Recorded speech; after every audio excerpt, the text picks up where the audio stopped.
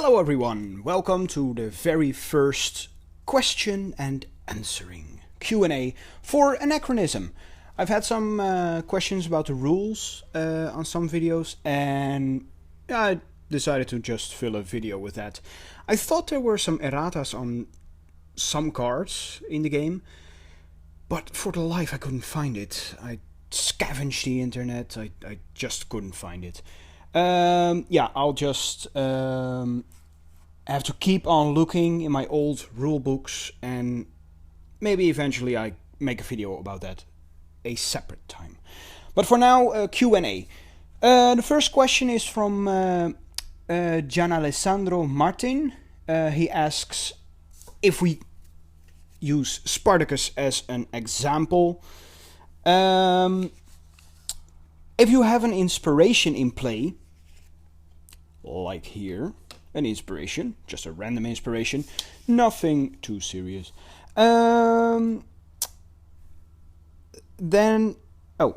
you have an inspiration in play, use an extra weapon. But if you haven't drawn a weapon card yet, does it mean an extra action?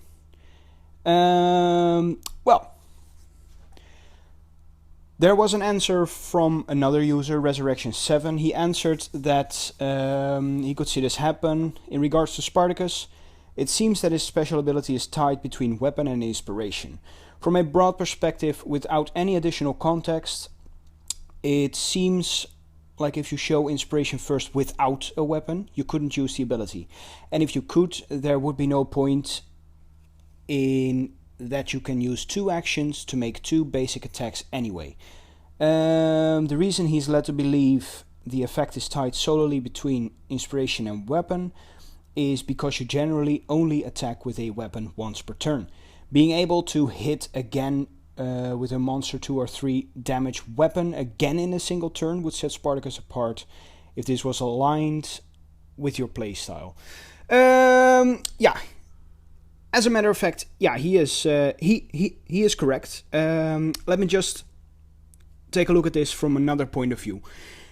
The ability from Spartacus says, if you have an inspiration in play, for the sake of this example we have, make an extra attack with one of your weapons. So if you don't have a weapon, you cannot make an attack with a weapon you don't have. The text here explicitly says weapons, which you should have. If you fight him hand to hand, it is called a melee attack, unarmed melee.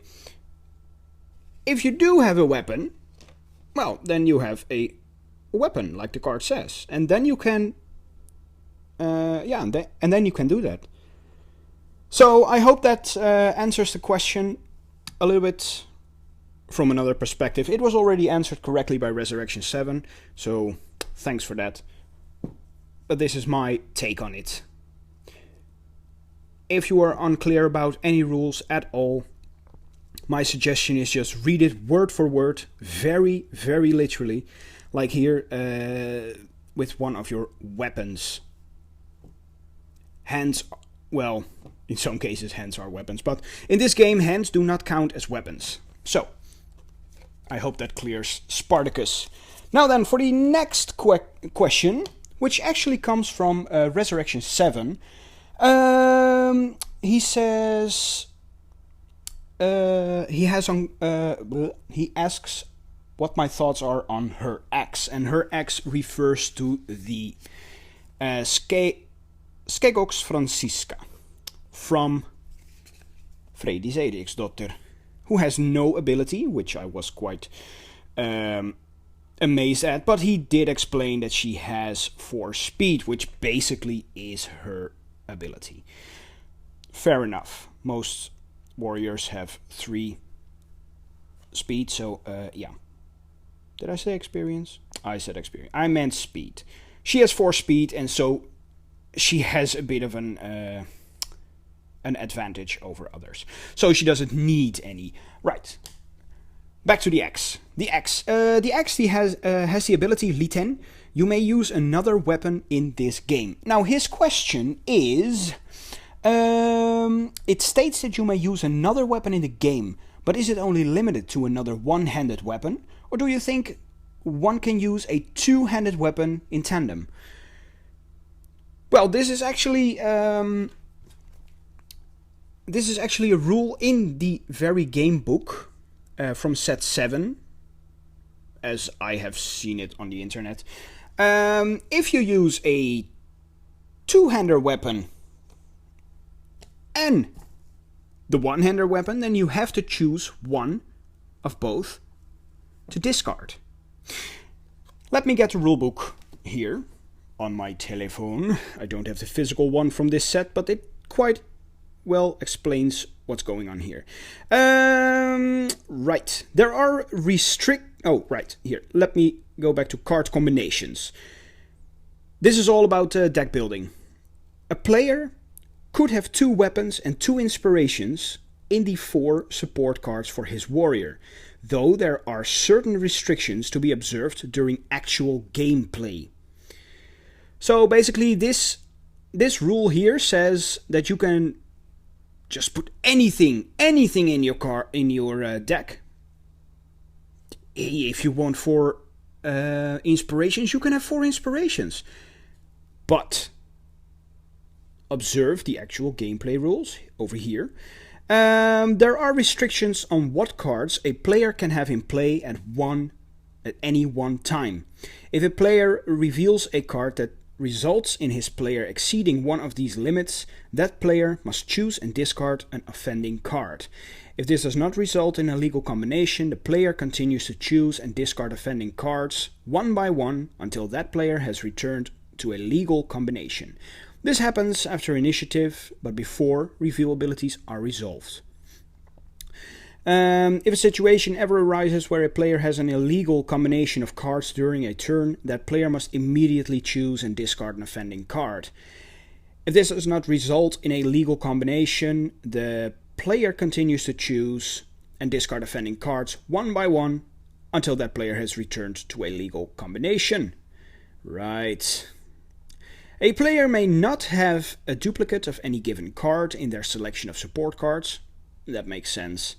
Each player may have only one of each type of support card face up and in play at any time. Example, if a warrior has a weapon face up and in play at the start of the next round, that player reveals another weapon card. The initiative for the newly revealed card is used for that round. Then the player must decide which weapon to keep. The player may discard either weapon. Even if the newly revealed weapon is discarded, the initiative value for that card is still used for that round. A player may only have one card with any of the following traits face up and in play at any time: torso, head, leg, arm or shield. A warrior may use up to 2 hands worth of support cards as designated on the card. Now this is where the rules apply for the example listed for a 2-hander weapon and a 1-hander weapon in the case of if you can use 2 weapons at the same time. Let's see here at the example. A player has face up and in play a weapon that requires 2 hands to use. The next card that player reveals is a shield which requires 1 hand to use. That player must decide whether to discard the shield or the weapon. Card abilities may allow you to break one or more of these rules. A card ability may allow you to have another card of a given type or trait.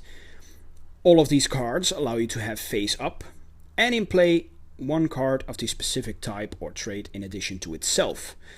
Even if a card ability allows you to break 1 card restriction rule, you must still abide by other such rules. Example, a card ability reads: you may have another head card.